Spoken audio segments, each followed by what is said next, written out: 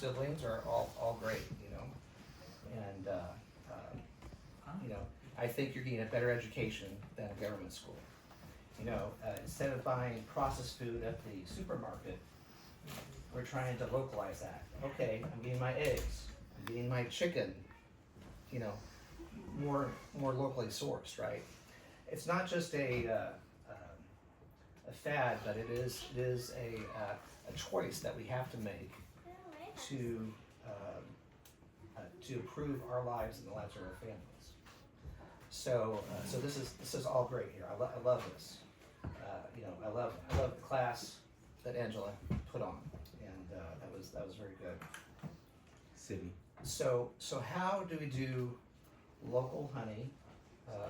So either you need to know a local beekeeper. That's the best, because then you know, okay, I never heat my honey. You know, I don't strain it. I don't, you know, I use no chemicals or at least minimal chemicals in it. So with natural beekeeping, there's a wide variety. So I have different desires in my beekeeping. Kenny has different desires in his beekeeping. So, and I forgot you're a beekeeper too. So we do things differently, but the whole idea is to bring our food locally, to bring our medicine locally, right? So sorry, I'm sitting over you. Real quick, let me add to you. You guys are so much into being reliant on yourselves for the different versions of honey and bee production. You guys actually have a signal group for Midwest beekeeping. Yeah, we have a signal group.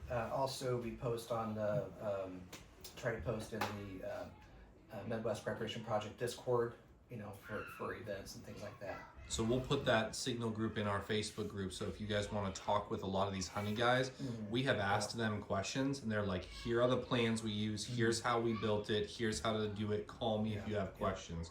It's an amazing community if you're looking to start providing honey for yourself or get it from the guys who are doing it right. The guys are doing it more locally, and hopefully more right. So part of, you know, with the MAG, is part of it just building community. That's with Midwest Natural Beekeeping, we're trying to do the same thing. People don't have the woodworking skills to build their stuff. They don't have, they need someone to help them get over that beginning process so that they can get experience under the belt as well. So one of the focuses that we have is that we do community beehive builds where you come, and of course we have a potluck, there's always food involved. We come and you help build other people's swarm traps and hives. You come a couple times and then you get your name on the list to get the next available swarm trap or hive at cost. You know, you help donate your labor to help other people. They donate their labor to help you. So we have, we use Dr. Leo Sharashinkin's improved lay-ins, swarm traps and hives. Kenny does both styles. He does the Langstroth and he does the lay-ins hives. And so he can speak a lot more about pros and cons of the two different styles, but he's trying to do more natural with both styles. We know some other guys that do more natural beekeeping with Langstroth hives. So what I'm talking about is so normally the normal boxes that you see, the hives that are in boxes, so those are Langstroth hives. We also have horizontal hives, which are a single unit box. The traditional ones are 14 frames, and Dr. Leo has made some that are 20 frames, which I think is a little bit easier to manage. So our motto with the Midwest Beekeeping is better for the bees, better for the beekeepers. So even if you're have a disability or in a wheelchair, you can still do beekeeping, right? With the horizontal hives. Also, with you busy homesteaders, you don't have time to do heavy maintenance on a beehive. You want to let the bees actually be bees. They know how to do their stuff. We just gotta get out of their way.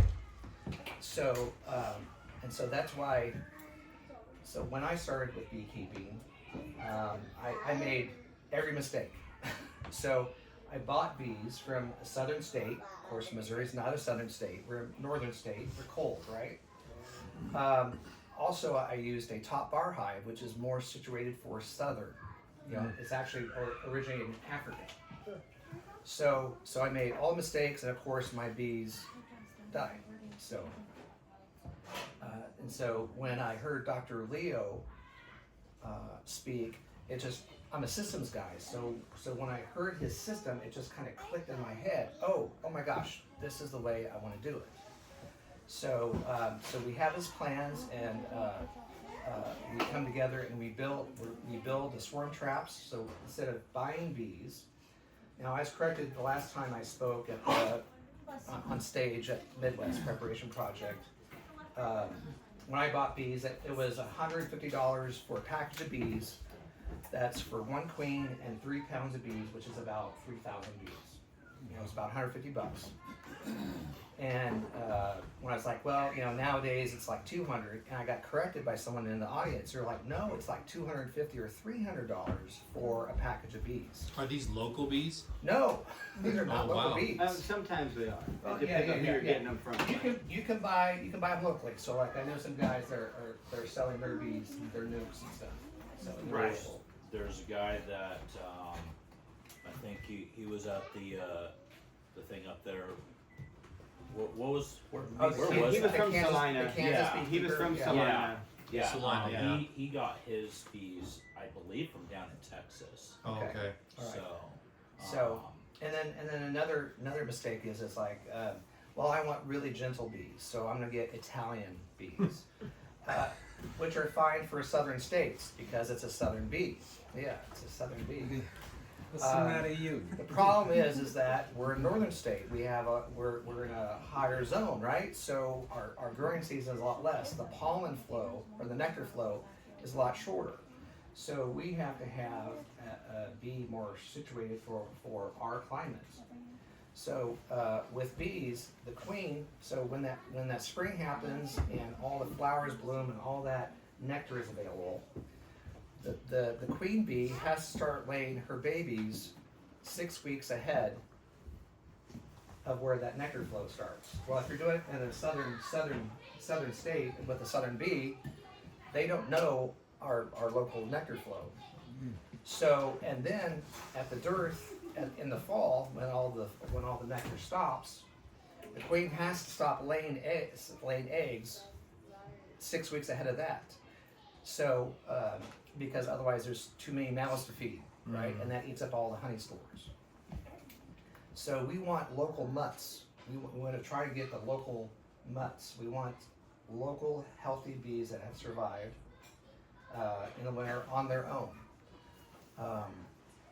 Question: are the bee populations increasing or decreasing? decreasing. Okay. Well, there's been a lot of colony collapse and things like that, probably from glyphosates and things like that, the Roundup. But actually, the number of colonies has actually increased. But the number of beekeepers has decreased. So that means that we're getting more commercialized beekeeping, right? So they're going to do more of this traditional kind of knowledge stuff. They're going to use lots of chemicals. They're going to treat the bees for mites whether they need them or not. They're going to do. They're going to pack them together. Just like if you look at the livestock feedlots, right? Yeah. Where the animals are up to their knees in muck. That's not a way for an animal to live. Bees are not made to be put all together, shipped on a semi-truck down to Texas, for the winter. They're just not made to do that. So what we want to do is we want to have more bees and more beekeepers. And how do we do that? Well, we build community. So, I went to Dr. Leo's class and that was really amazing.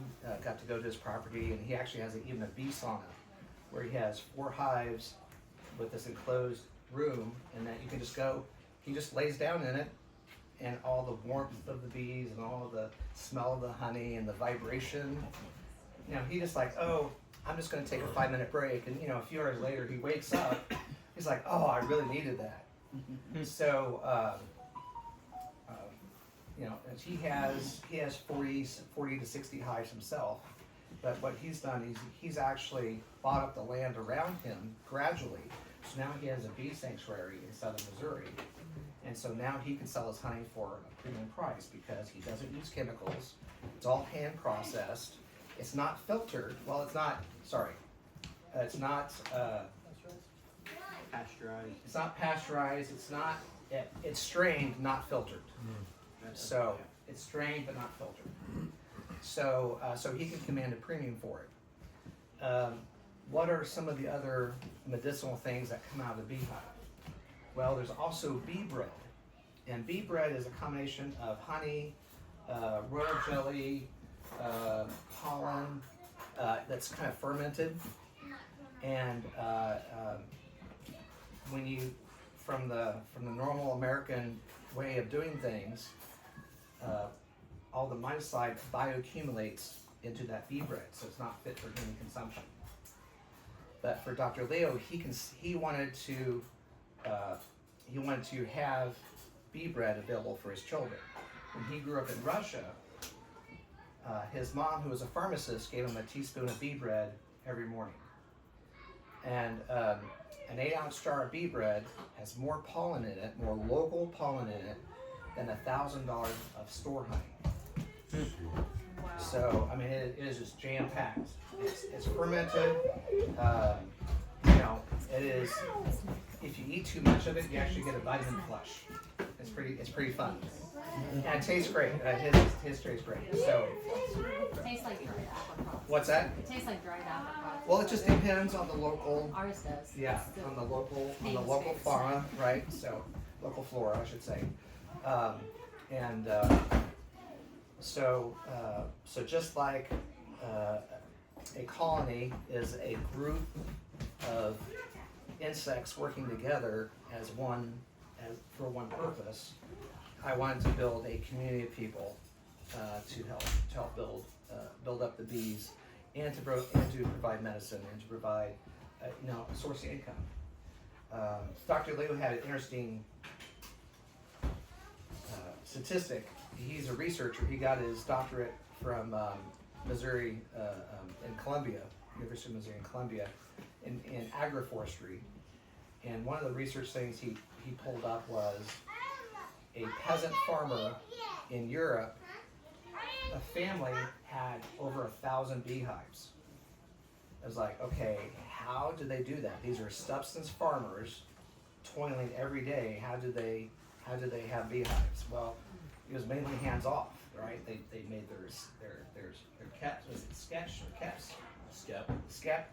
So they wove their skeps, their little traditional beehive things that you see, and but it was mainly hands off because they had to work the land, and that's amazing that a family would have 1,000 hives. How many hives do you have? 17. 17 hives. I think okay. so, yeah. And so they had enough for their family Yeah, plus a little bit, One. right? So they had enough for their family. I know she wants more, but they had enough for their family plus a little bit, right? So what else comes out of the beehive? So you have the wax that comes out. That's useful in a lot of different Lip gloss. yeah, just kind of The things. propolis is good. yeah. You can Yeah. make tinctures out of the propolis. Yeah. I brought some that's outside and grab Yeah. it if you guys want to see it and smell it. It's just the wax. It's the resin they seal up Yeah. the hive with. I All had some on the the stove. anytime they have a crack or anything in their hive, they'll seal it up with propolis, and it's pretty amazing stuff. Cause they go to I think they can save 23 different resins off of trees and plants to make the propolis. In there. And so it's got like huge antiviral. Yeah. The bees JB Weld. It is. Yeah. So bees hate cracks, and so they seal every crack with And propolis. what is it? Is that propolis? Yeah, it's propolis. Okay. So that's from Dr. Leo's. Yeah, hives. that's also what you can bait your swarm traps with if you're wanting Yeah. to catch bees. And he coats the inside of the hive with that melted down. Yeah. And it smells like bees have been there, so then feral bees that are looking for a new home will smell that and check it out. Yeah. So in catching bees, we what Kay was saying is that we catch them using swarm traps. So Dr. Leo has swarm traps for both the Layens hives and also the Langstroth hives. And yeah, I keep one by my desk so I can just take a hit every so often. It's really good. Did you say Leo Sharashkin? Yeah. Okay. Does he have a site you can buy his bee bread and stuff too? Or? Yes. Oh, yeah. His site. Horizontal hive. He's already ran out. That's all the free plans on there too. If you want to build your own hive, swarm trap, it's all on there. We got cards and stuff too. So. Right. And I got resources on the back. So, Half of that is clear Really? from, you know, where you go up by the lagoon and go up to that trail there. Left, Zach gets to keep, so It's got a meat. either eat up or Yeah. plan on him. Doesn't it? You get so It smells like fresh cut wood. put it on a little bit. Yeah. So the really book that he recommends starting off is Keeping Bees from the Smile. This is the second edition. I have copies available for sale. And this goes for everything. This is. This is just what This is the original book on the And they're all like saying their wings just gonna that I smell like to like use, honey. and he's starting to use more and Depending on more. what they're bringing in. This is more of the encyclopedic version.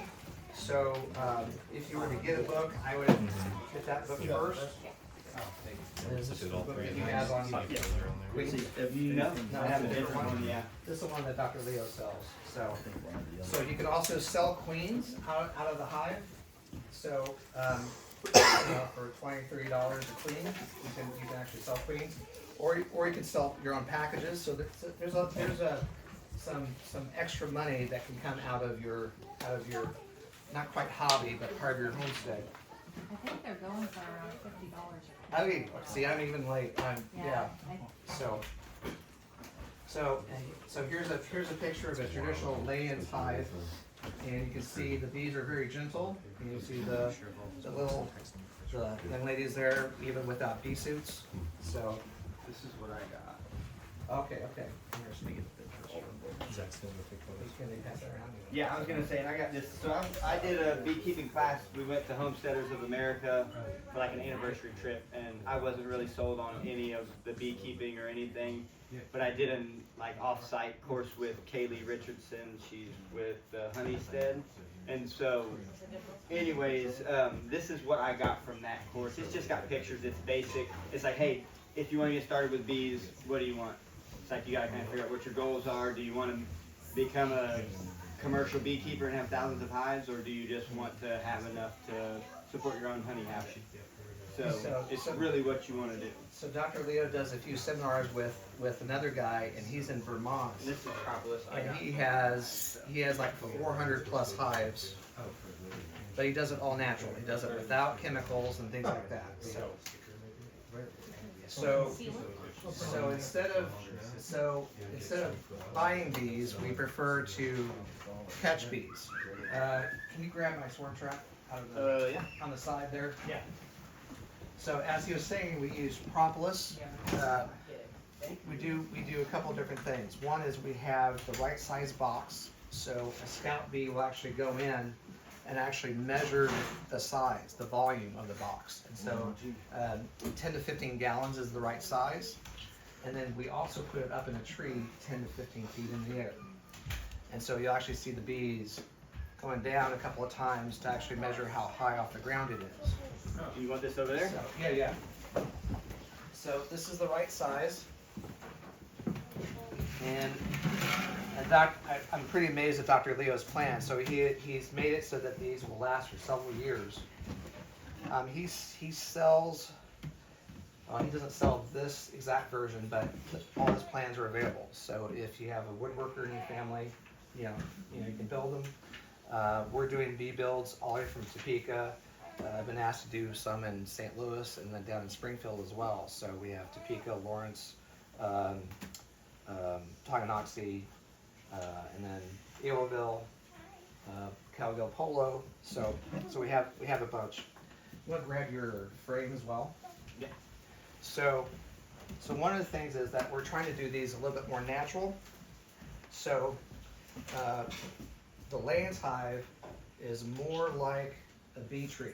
So if you think of a tree, you think of thick wood on the outside. There's a hole, and then they go up into the hole, and then they build their honeycomb down in it. So it's more of an elongated hive, elongated. So if you look at,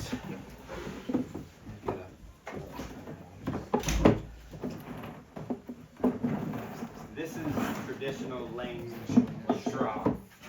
Yeah, and this is a deep frame. yeah. It's got a plastic foundation.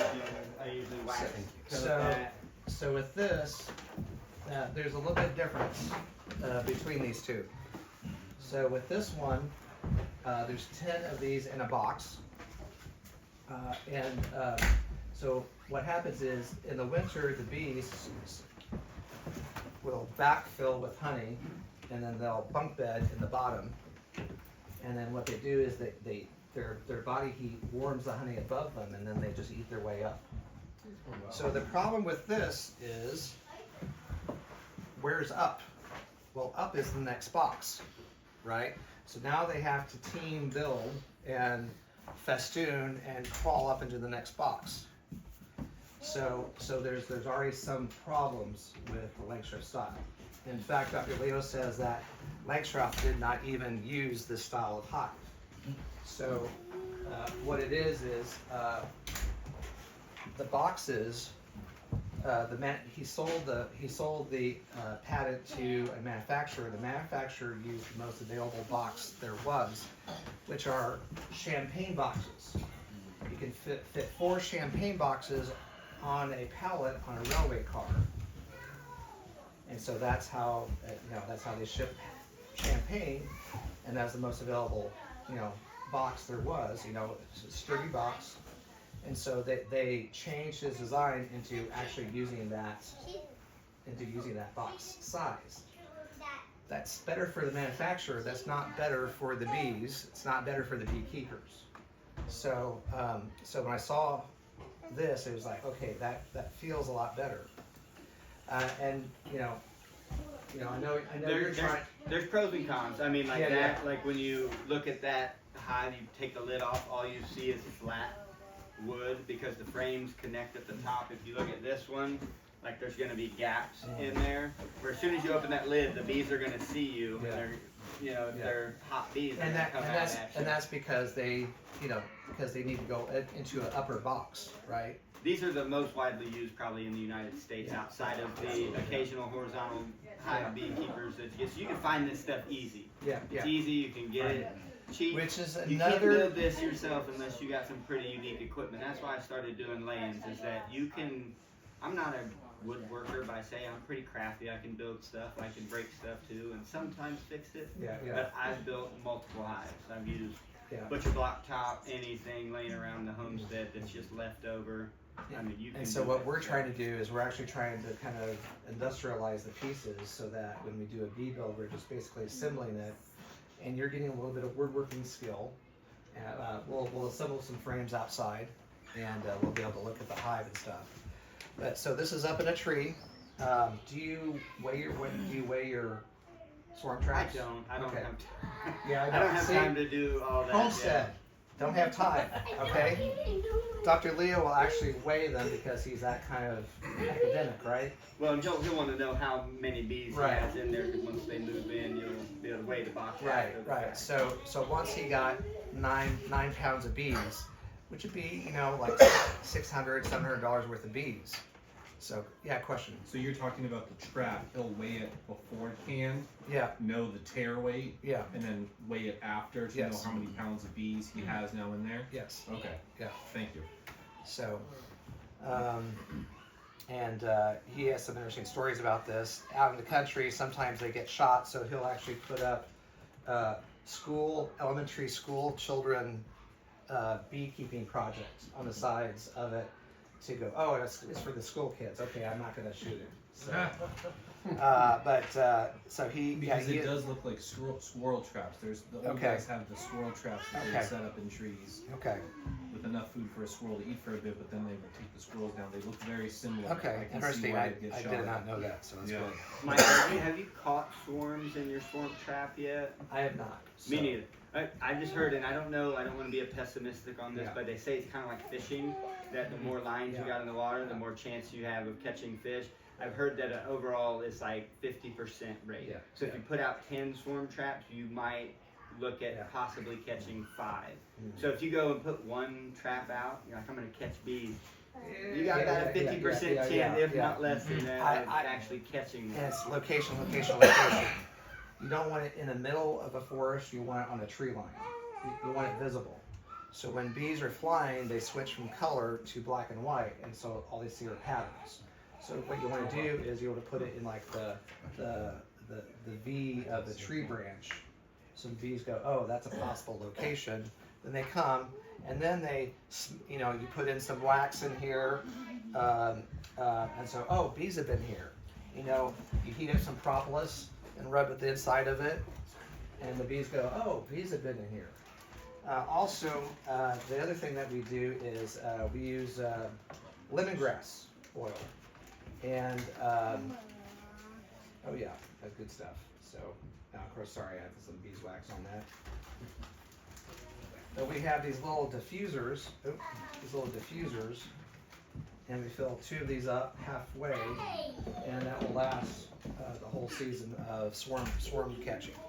So if you do a Scentsy or whatever, you do that for the bees as well. So once we catch the bees, we don't take it down in the middle of the day. Why? Because all the worker bees are out. You want to have all the bees at home. So bees come home at night, and then what you can do is, let's put this back up, is,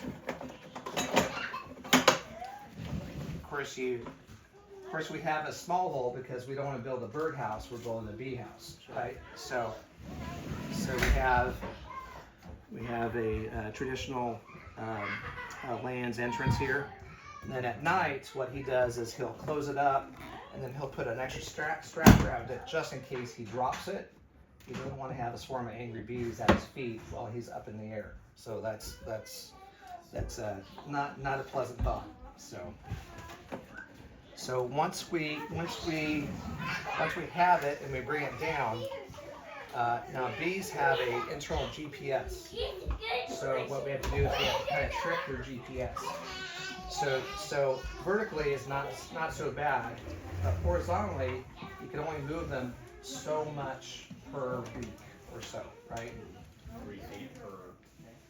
Yeah. It's a very, very slow process. 3 feet or 3 miles. So. Right. So the other way to trick your GPS is to literally take them 3 miles away, and then leave them there for weeks so they reset their GPS. Then you can move them back to your property and into your hive on your property.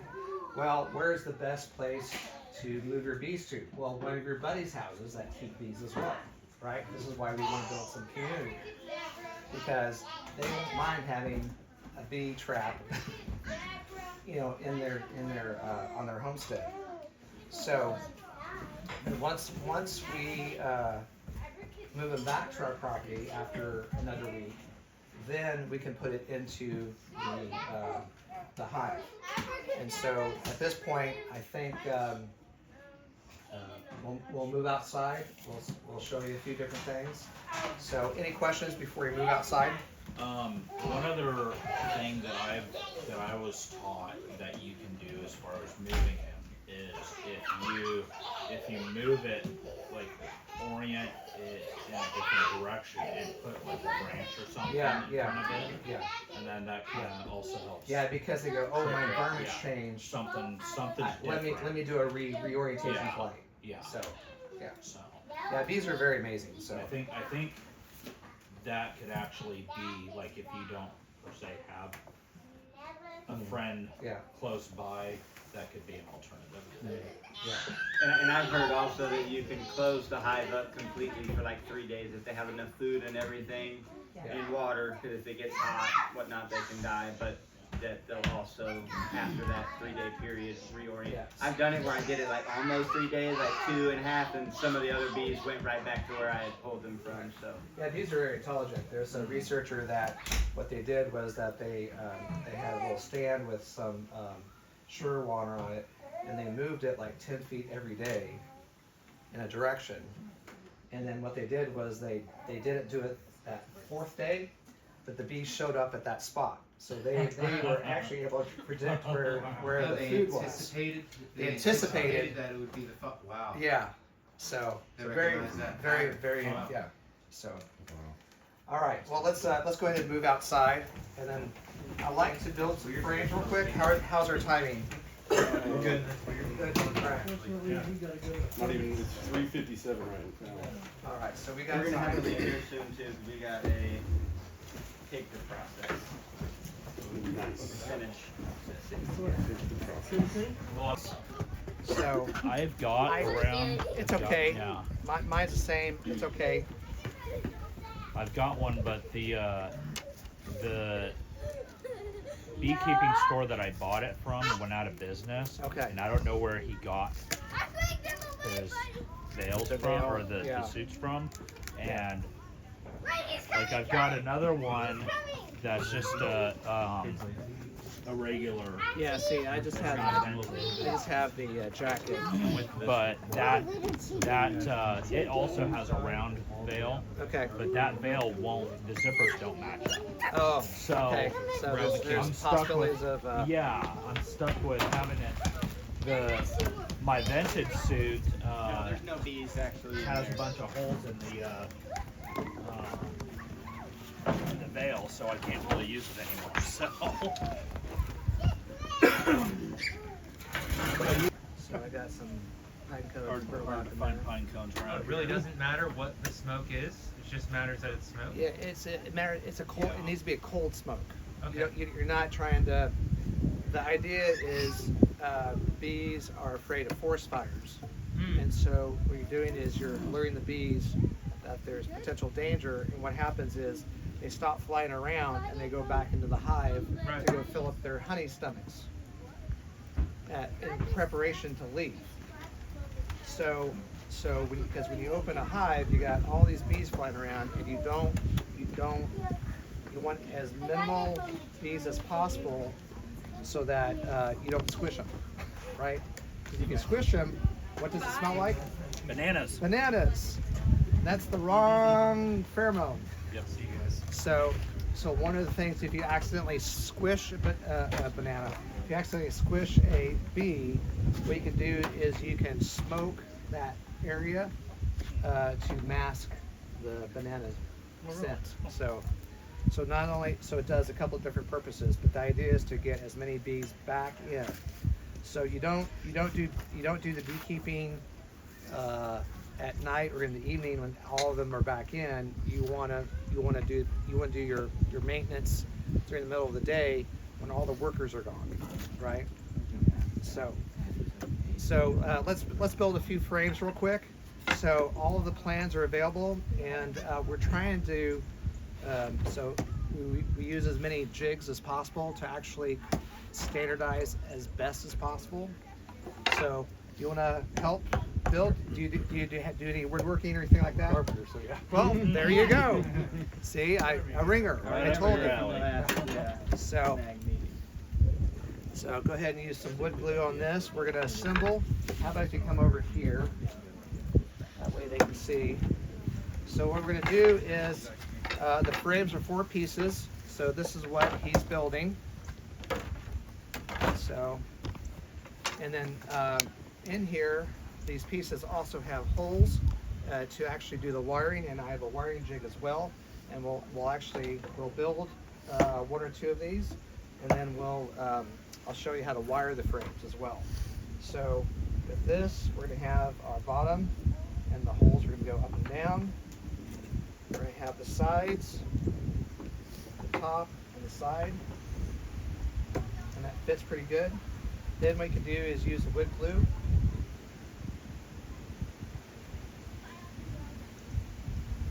Go ahead.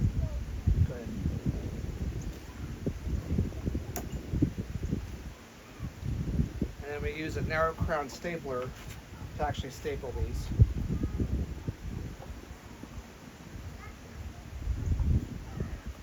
What size staples?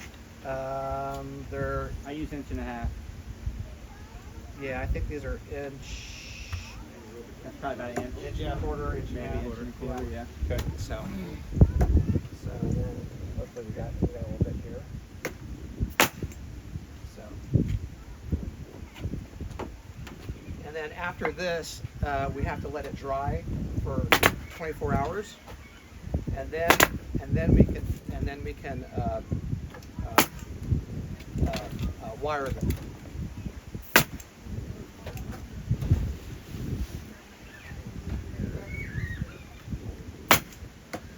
You guys, any of you want to do one real quick? Yeah. All right. So I'm going to keep these. And the wire is for the foundation, correct?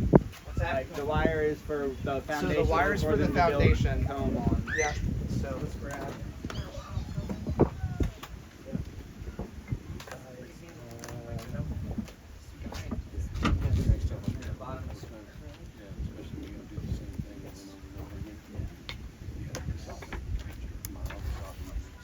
So you can buy all this from Dr. Leo's website.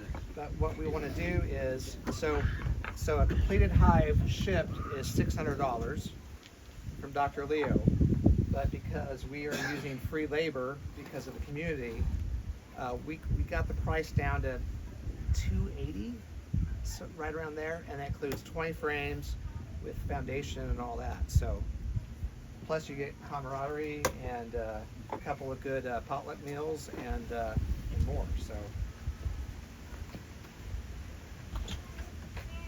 we still have good air. How long will this wood last? Because obviously it's not treated or anything good. No, it's not treated, but it's in the hive. Years? Yeah, it can last years. So 3 or 4 years. I've got my, like I said, the hive that I have right now. That Sure, the hole's I've good used this the same hive body, yeah. and it's 600. Nice.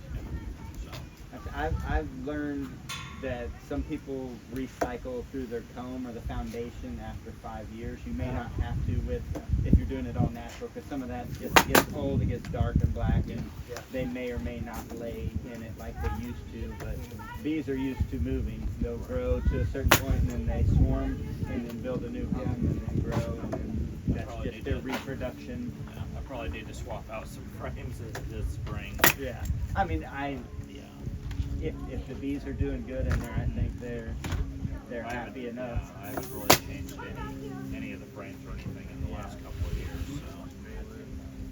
So. I haven't got as crafty as Michael yet, to where I've used the jig frame, so I'm usually like one off in it, and I have one that's a little warped, and I'm kind of Yeah. And then the bees, they haven't complained yet, so it's like. So our buddy Leaf has built a wood shop just for building bee parts. Yes. So let's move this over here. That way we don't. Does anyone else want to do one? You want to do one? Okay, you're good. Thank you. You're good. You're good. All right. I'll do it. Yeah, copy that. All right. Let's grab these forks. So you guys are gonna maybe get I wanted to for a while. My neighbor behind us had them for a couple of years, and then he sold his house and moved out. So he said that his hive was closer to my house than his house. So every time in the backyard, they were on us. Never had any problems. Never got stung, but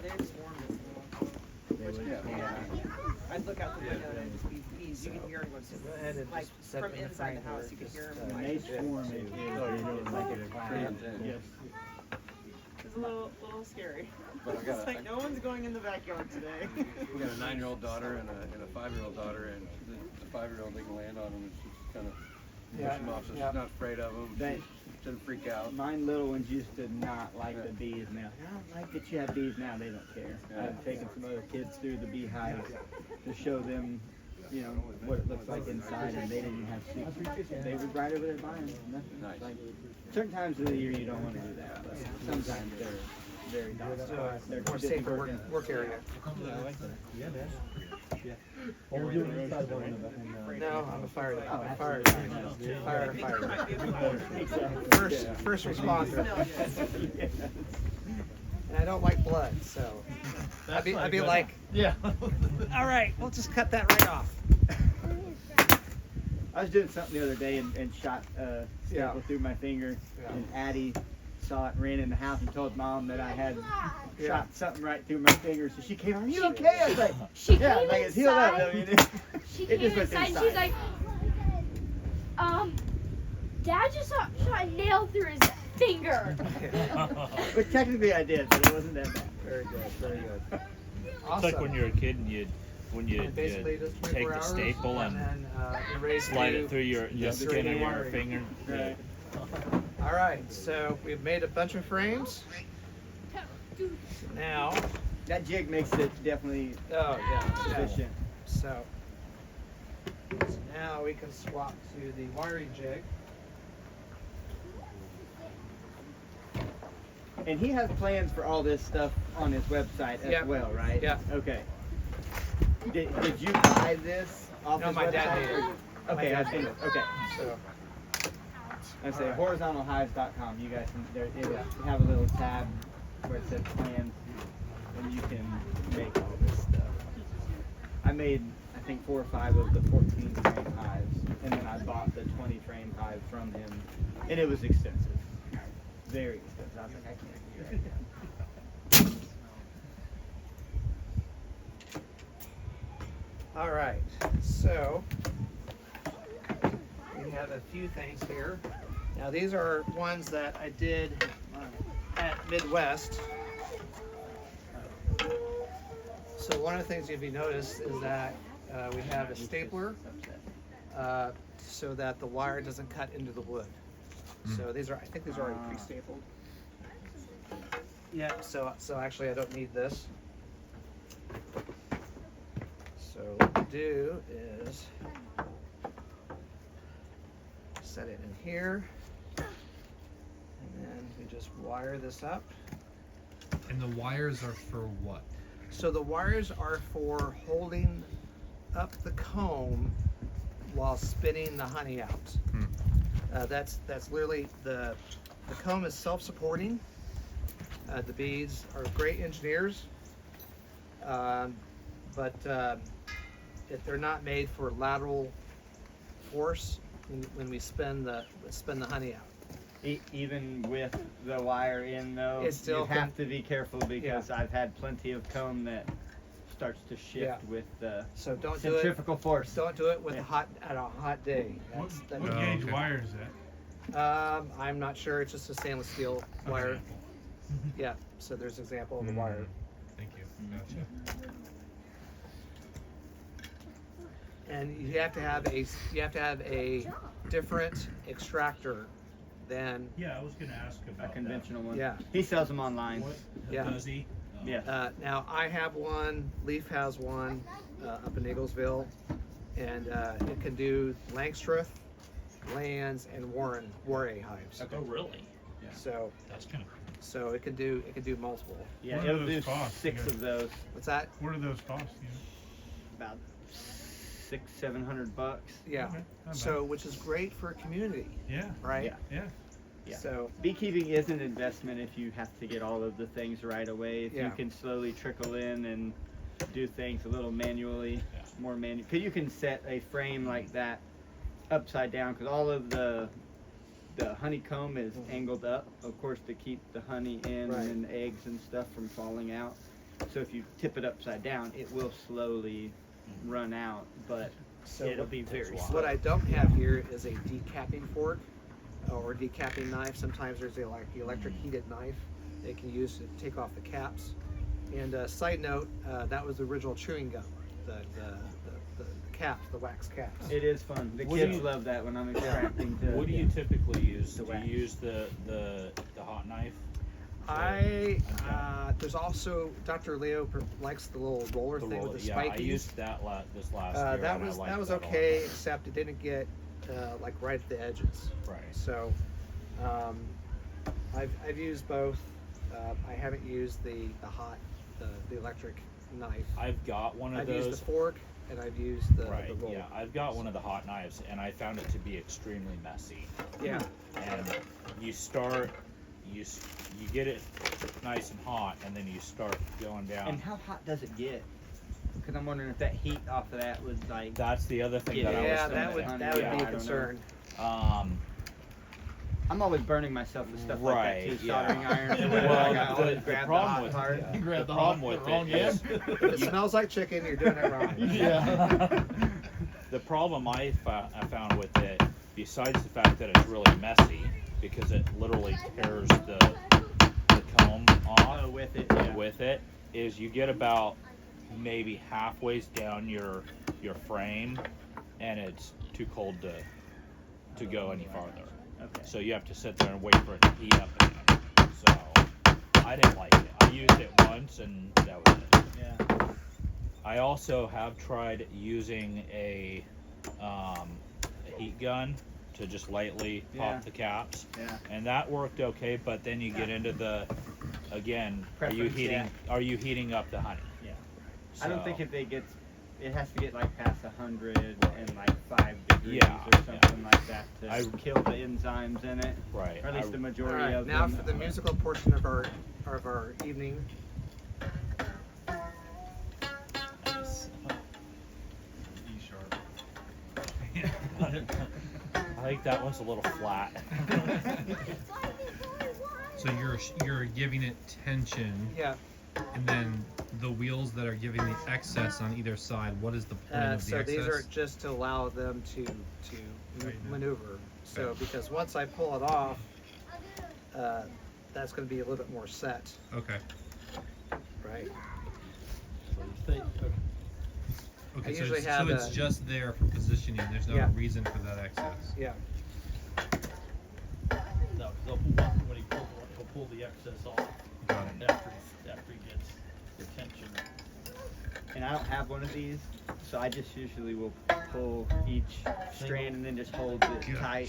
When I get to the end, I staple it, and usually it'll have a twangy guitar sound to ukulele, whatever. So Dr. Leo's daughter can do this in like, I think 45 or 60 seconds. She can do one. Yeah. And if you're building hundreds of them, Yeah, you get pretty get good at it. good. Like I'm for just that kind height, of you need 20. playing at it right now, right? Yeah.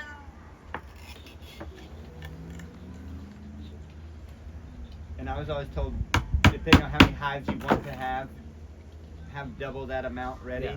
Yeah. Because the way bees grow, you're gonna have swarms, and then if you catch those are free bees. If you don't want any more bees, then you have a friend that says, "Hey, I'll take these Yeah, bees." and that's thus community, right?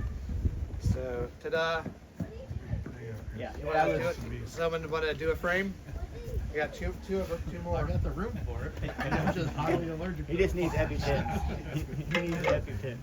I have 2 in my bag in my car. You remember a guy named Jesse Lawrence? He bought one of these off you and got a storm. Okay. Lives up here in Summit. There you go. Hey. Okay. Jesse. Yeah. Jesse. Yeah. Sorry. He was gonna be here today. Oh, Yeah. was he? Yeah. Oh, okay. He's got a family situation. Yeah. Oh no, that must be why he had Gonna come this way so they can. messaged me back. Yeah, I was wondering if he Yeah. got a hold of you guys. Yeah, no, Yeah. he's been to our mags. I've done a bee build at his dad's house. Oh, cool, awesome. How are his bees doing? Oh, well, we were gonna go over and work on his bees, but. it's Oh, too is that cold. who? Yeah. That's who we were gonna go to. Oh, okay. Yeah. We don't want to shock him and kill him. Yeah, no, it's a bit too cold to. Yeah, I wasn't thinking Let about him that, and out, Kenny yeah. reminded me. I was like, yeah, Right. that wouldn't be good. So. So generally, you don't want to get into a hive if it's like less than what 50, 50, 55, 55-ish, yeah. 55, 60. So 60, you're first kind of right on the pushing side it, here, but side. Yeah, just halfway in. And then you don't want to open the hives anything under like 40 degrees. Is that? No, yeah. yeah, no. If it's under 40, Yeah, it's a Yeah. no-no. Yeah. Yeah. So while he's doing that, I want to talk about these hives. So as you can see, this is a single body horizontal hive, and we have 3 entrances here, and there's a lot of cool features you can do with the different entrances. So with the vertical hives, you have the entrance at the bottom, and then you have the main box, and then you have the supers that get added onto it that are filled with honey. Do you have a queen excluder on yours? So he has a queen excluder from the bottom box to up, so the queen can't go up and lay eggs into the honey. That's generally what you want, correct? Right, yeah, you typically don't want to have, bee babies and honey. So. for a Langstroth hive, it just makes it easier to extract the honey. Yeah. And then you can get it's like a one-way trap door. They work okay. All right, so you put that on an inner cover. Take that off. And tighten it. stick that in between the honey that? supers and Oh, yeah, the, he has to the set brood this. boxes, Thank you. and it'll allow the bees to Yeah. go back down, but not get back up. So with the horizontal hives, we don't have a queen excluder, but the Egyptians knew this, is that they had horizontal hives in Egypt. So what they did was they had the business end, that entrance, away from them, and then they had a plug in the back, and then when they opened the plug, all the honey was on the back side, and the queen and all the guard bees and all that were on the front side. So and then they just extracted honey, put the plug back in. Similarly, when we move our 6 frames from our swarm trap into here, we still have room for 14 more frames, so we have plenty of expansion room. Now, yep, good. All right, and then move this a few times. All right, and then set that. Yep, and then just kind of wiggle it back and forth till it comes out. Recut it. By the time Kyle gets his thing out. Right. I think most of us are. Very good, very Are good. there? We got one more if someone else Hands are wants to do it. We got one more if someone else wants to do it. Go ahead. I'm good. Okay. Look, Kyle, All right, another one. all right. Well, we'll move on. Zach, you want to do one? We'll move on since people are Hands old, I guess. Yeah, my hands are cold. Yeah. All right. I don't want to take my hands out of my pockets. So with some basic woodworking skills, we can self-supply, right? And that's part of what the community is about. So what I'm trying to do is I'm trying to build centers around some woodworker that has a wood shop, so that we can go and go build stuff, right? So A workshop, I get a building for it. Big enough building or anything? There's some woodworking too. all right, so we have caught our bees. What kind of wood do you generally use, or just what scraps are laying around? So Dr. Leo has a very precise cut list for his bees, or for the both of these. And basically, this is just 3/8 plywood. I'm saying for the frames or anything. It's just low VOC, no formaldehyde plywood.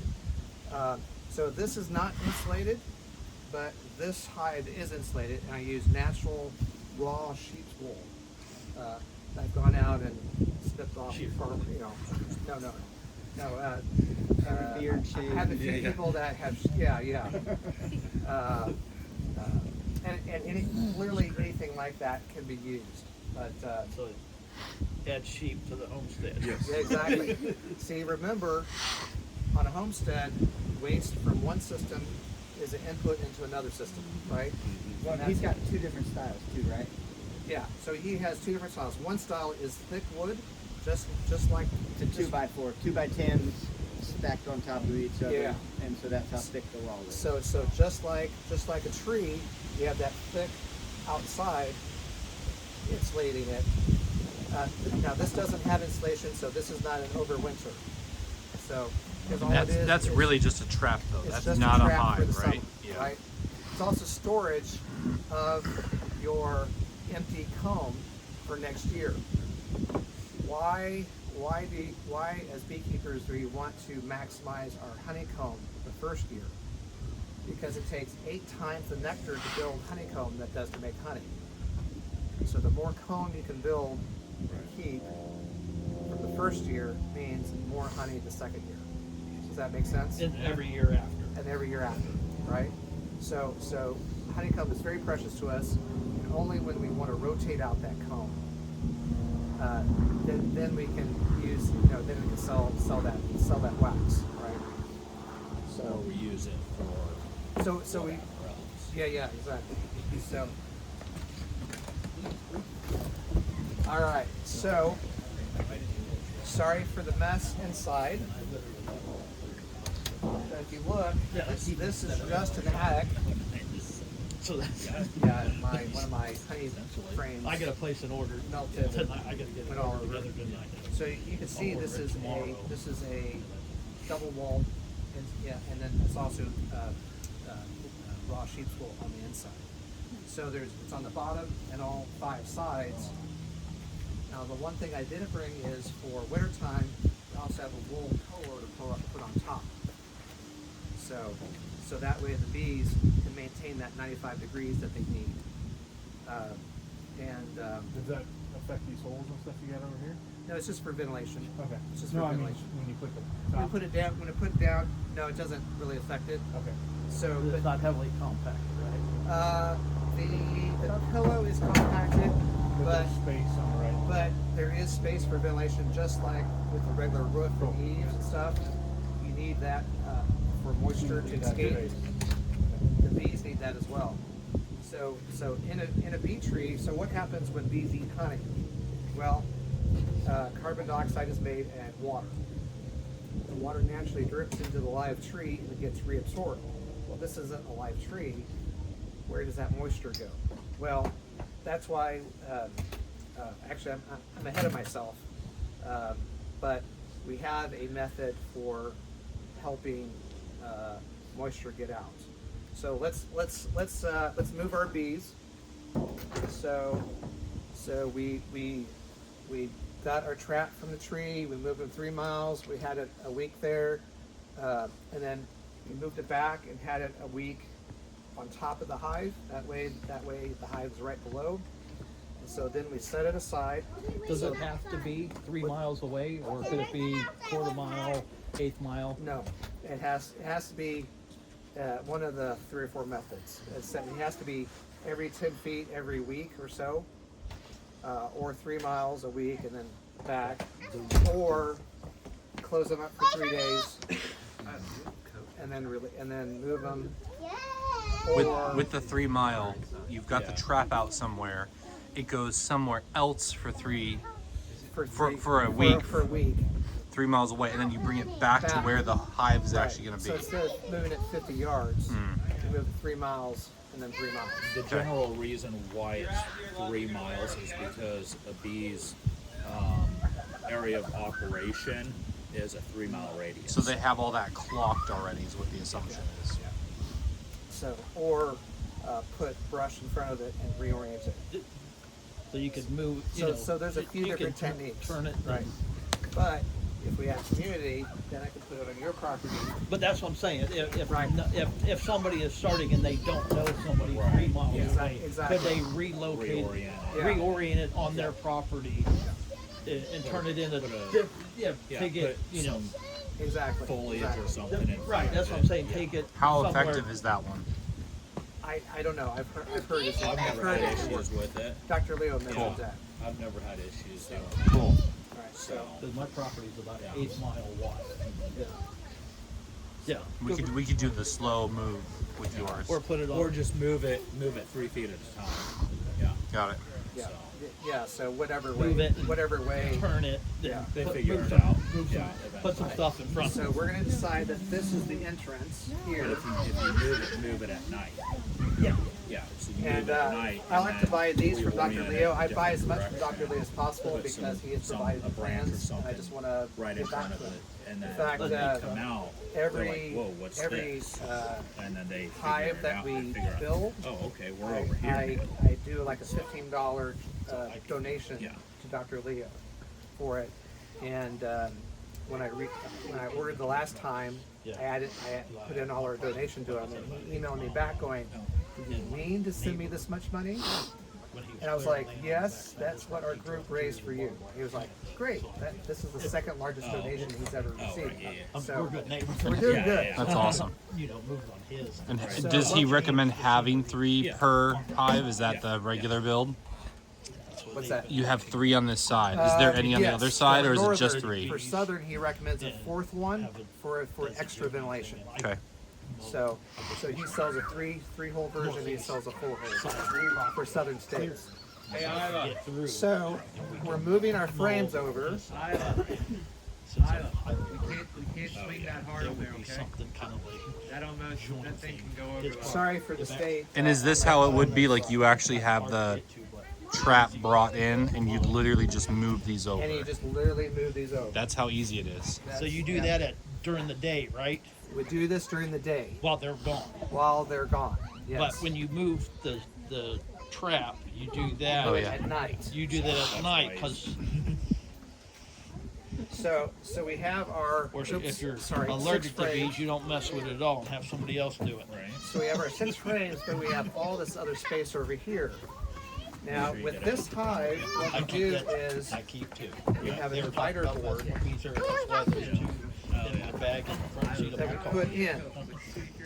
And so the bees stay inside of this box. So, and then what happens is, you put your hand on it. Dr. Leo says, okay, if it feels warm, 95 degrees, they're making babies. That's all you do. You don't do much more inspection. The next thing you do is you take a peek, and if they're billowing out on the last 2 or 3 frames, oh, I need to add in another frame. And will they reuse the honeycomb that's Yeah, pre-built? they'll reuse and rebuild. Yeah, they will reuse it. And that's all you do for your inspections. You just you don't stand. Of course, you don't stand in front of the hive. You always work from behind. And all you do, is it warm? Are they making babies? Okay, yeah. Do we need to add another frame? Okay, we need to add another frame. Of course, what we do is we also add a little bit of wax foundation on top here. And what we use a repurposed laptop charger to actually heat the wires and melt the wax onto the wires. So Now I use a battery. Just a little battery and some wire. Touch it for a second, and it'll melt that wax. Yeah. Could you essentially make a queen excluder, or do they make queen excluders No, for he that? has some on his website. Oh, does he? For the For lay-ins, that? or Okay. you could take one, cut it down, and build a little frame to slip in between there. Yeah. Right. Okay. Yeah. you could, but it will naturally self-divide. So typically on this style of hive, the first one has honey and pollen in it. Remember, pollen is the protein, and then the honey and nectar are the energy, the carbs, right? Then typically there's 4 brood frames where the queen is laying eggs on it, and then the next one is also honey and protein, the pollen. And then after that, typically is all honey. So typically the queen will stay by the entrance, and all the workers and all the guard bees will stay by the entrance. So as the year progresses, you just keep adding frames, and that's all you do. You just look at activity. Is there a lot of activity? Is it warm? They're making babies. Okay, good. Do you screw that divider in, or just No, you let. Now they will. Remember, they love to seal everything. So That's why you have a hive tool. You'll have to actually break it. Really? You have to break it out. Because they sturdy it up. Because there's cracks. They hate cracks. Yeah, they glue it in there. They just glue it in. So you gotta pry it out. So you'll have to pry it out. Basically, it doesn't have this J hook. So and this just goes until The top here is 90. the fall when you're ready to do an extraction. Now you can also do an extraction at any time as well. You don't have to just do it in the fall. You can do it if you have a very strong hive, a strong colony, and you're like, oh, it's August and they're already running out of room. Go ahead and do pull frames, do an extraction, you know, and then just give them the amount of space that they need. So now notice on this one, no bees come up into the attic. No bees. There's no way for the bees to come up. In his, the frames are open on top, so the bees are allowed to come up because they need to go into the next box. Here, we're trying to contain them in this space. Let's add a few more frames here. Now say this is a very, very strong hive, and notice we're past the middle. Notice we're past the middle one now. So we're like, hey, this is great genetics. I want to split this hive. I can do a split inside this single hive, which you can't do in a Langstroth hive. So remember, there's one queen, a lot of worker bees in here. There's honey and pollen. On here, there's brood. There's everything in here. In fact, they might try to swarm at a certain point too. But we really don't want them to swarm because we got all this extra room. They don't need to swarm. So part of the natural beekeeping is trying to prevent that swarming from happening. Sorry, what is swarm? It's where, great question, it's where the queen and half the bees leave. Then there is a 2-week period where they make a new queen. Usually the queen is about ready to come out within a few days, I think, but it takes a little bit of time for her to mature, to be able to fly out and get mated, to be able to come back and actually lay eggs. And then lay eggs, right. But it's because of overcrowding, I think. Mm-hmm. It's either disease or overcrowding is typically why they swarm. It's natural, instinctive thing for bees. From how much space they have. Yeah, if they're in a hole in a tree, they're going to outgrow that eventually. The queen's going to say, we don't have enough room to get what we need honey-wise or build more bees. They're going to find another hole in another tree if we left them completely in nature. But, Gotcha. Yeah. So, but we have all this extra room, so we know we can help them not swarm, right? So one of the ways is it's going to get really congested with all the worker bees trying to move all the honey through there. So they're feeling congested by this point. So one of the things we can do is we can close this to just ventilate, and we can open this one. Now this will instantly relieve the traffic to and from the honey. So that does two things. One, it relieves them from wanting to swarm. The second is that the queen will actually want to move onto this newer comb. And so that's one way of rotating off old comb onto new comb. So she can move over, and that's going to relieve the need to swarm. She'll feel like she's swarming. She's got room to start over. Yeah. So, because she'll want to be in here. Now, one of the other things is I want to do an artificial swarm. I want to do a split on this, and so Dr. Leo calls it an even split because it's just like kickball on elementary school. 1 2 1 2 1 2 1 2, right? So that's what we're going to do is we're going to do one.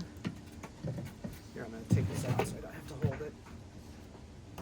1 2 1 2 1 2. And regardless of whether you can see that they're brood or honey, you just do the 1 2. Because I'm doing an even split of all resources in the hive.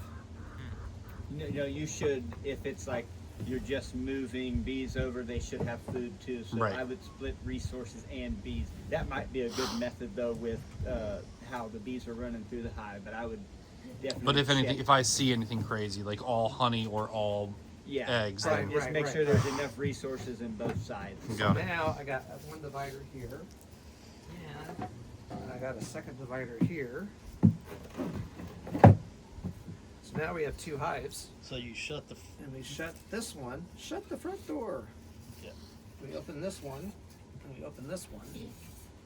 So now we have an even split of resources. But where's the queen? We don't know. We don't care. She's on one of the sides, but they have enough on the other side to actually make a new queen. Does that make sense? You'll know in about 3 days because they'll start making queen cups. The side that doesn't have a queen, they will start making one from the youngest egg that they can find. They will make a queen cell. And there's pictures in these books that we got laying around that you'll be able to see. It looks like a peanut Yeah. growing Just kinda off the hanging off the side and side. hanging down. Got it. So bees going out will try to come back to here, and then they'll do like 50-50, right? Pick one. They pick one, right? It doesn't matter. It's fine. It's fine. But new bees will come out and come back to the same spot. So this is literally acting as 2 different hives. And notice no bees coming up, no bees coming into the middle, right? So this will actually operate as 2 hives. So if you have 2 weak hives, or if you catch a weak swarm late in the year, you can always buddy them up for extra warmth, right? Because we have insulation on both sides. Then we just put wool pillows on top, and then they share the warmth, right? So Do you have to keep them temperature controlled in the winter too? Like wherever this box is? Self-regulate. they self-regulate. They do. So they disconnect their wings and then they vibrate their muscles to Okay. keep warm. So they So there's shiver. no like bringing it into the shed or having to get it out of no the no field. no. Plus, especially since it's already wool insulated. Yeah. And I've actually gone the last 4 years with my Langstroth hive and have had to do very minimal to help insulate. I pretty much put a piece of foam board on the top, and that's it. Yeah. So Because you just want to capture that Yeah. heat from Yeah. escaping. So. Cool. So because the more heat they have to generate, the more honey they have to eat, right? So if you're insulating them, then they really don't need much honey over winter if they're insulated and all that. So that's a cool thing you can do that with these kinds of hives.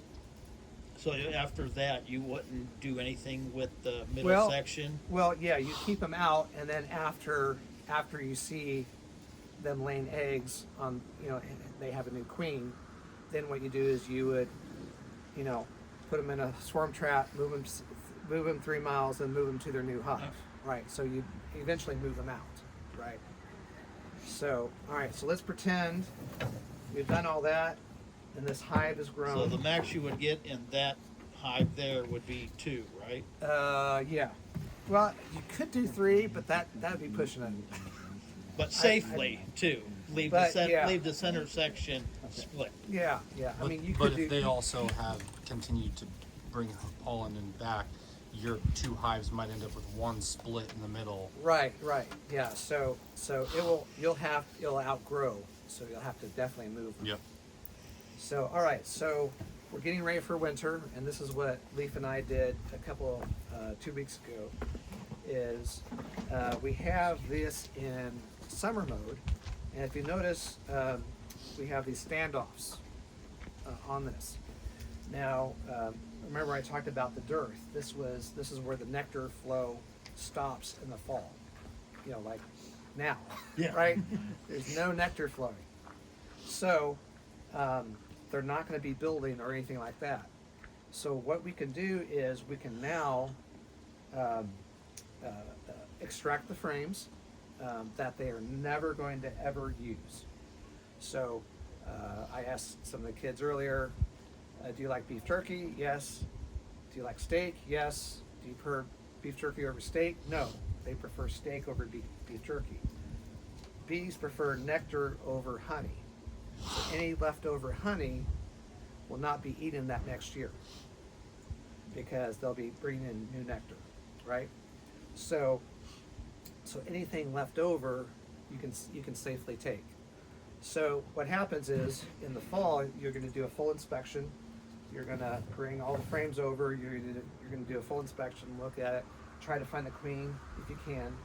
And remember, it's going to be honey and pollen, honey and pollen. And then you're going to have a couple of brood, 3 or 4 brood frames, then another honey and pollen frame, and then the rest are going to be honey. And it could be a little pollen in there as well. So, you know, next spring, maybe a wet spring, I'm going to leave them an extra. And so, you know, looking at these, I'm going to take these 5 frames here, and I'm going to leave them enough honey to overwinter. So the next thing you do is you take this divider, you flip it over, and put it in. Now that means the bees can come into the main box, but they're not going to build because there's no nectar to build honeycomb from. They're going to want to stay inside their area here. So we have this enclosed box here. The bees have backfilled the top of the honeycomb with honey, and then they literally bunk bed, and then they eat their way up. And do you allow them to go on the other side of the wall? Well, they can, but it's too cold for them. Okay. They're not going to want to. They're going to stay. They're going to stay huddled together. And literally, what they do is they disconnect their wings and then they shiver to maintain that body heat. And then they'll move from the outside to the inside, so they'll continually warm themselves and things like that. So it's okay for them to go out, but what happens when you eat honey is it creates carbon dioxide and water. In a live tree, that water gets reabsorbed, but here, that moisture has to get out, otherwise there's going to be mold growing. So what happens is, when they eat, that moist air drops, and then this ventilation sucks it right out. So now, that problem's So that's the reason for the space, to make sure that moisture doesn't build up and cause mold. Correct. Just like in a regular house, right? So, and then in the spring, you know, what do you do? Of course, you get it back to summer mode, take the pillow off, and then you do an inspection, make sure they're okay. You might actually even one of the frames that you keep. So what happens is you can extract. I'd probably extract 4 frames, leave 1 frame full of honey in the swarm trap. Make sure you freeze these for 48 hours so that wax moths don't come in and eat up the wax. That kills off all those eggs. Wax moths are the worst thing to have to deal with. Yeah. So yeah, you definitely not need. fun to deal Yeah, not fun to deal with. So it literally use these as you know, for all the empties, all the empty comb, you just fill it, and then they're all ready for next spring when you want to put them back up. Can you just leave those out like in the wintertime so they freeze naturally, and that way you don't deal with the wax moths? Yeah. So of course then you decap, and I have pictures of Leaf and I decapping and then spinning out the stuff. So but that's a typical cycle. I mean, that's the whole thing, and that's all covered in the Keeping Bees with a Smile book. All that's explained in great detail. And he encourages, Dr. Leo encourages people to get together and actually build these. So, and that's what we're doing. We're just trying to make it a little bit more efficient. I don't want to sell completed hives because I don't want to compete directly with Dr. Leo. But what I want to do is we want to make the part standardized enough so that we can just grab A, B, C, D, you know, go to the B bill, assemble it, and everybody be happy, right? So, you know, and if you have these skill reading plans, which you do, you know, some of them he gets down to like the 30-second measurements. It's pretty detailed in some areas, but he uses every piece of wood. It's pretty impressive. And And yeah, that's it. So, like I said, trap costs. Our traps are, I want you to say something like $75 a trap. No, wait, $85 for the first trap, and then $75 for the second, third, and fourth trap. And you get all the propolis, you get foundation, you get frames, things like that. Plus, you get to hear this over again, and you get a potluck. The hives, our costs are, like I said, around $280, $290. Or you can buy them directly from Dr. Leo for $600 shipped. So, you know, if you have a scrap wood or something like that, you can probably get it cheaper as well. So, but we try to give you as much as possible, as well as build a community. So. Cool. Any other questions? I know we covered a lot, so. No, this is great. Thank you so Okay. much. Absolutely. Yeah, awesome. I know. Thank you. Let's get inside where we can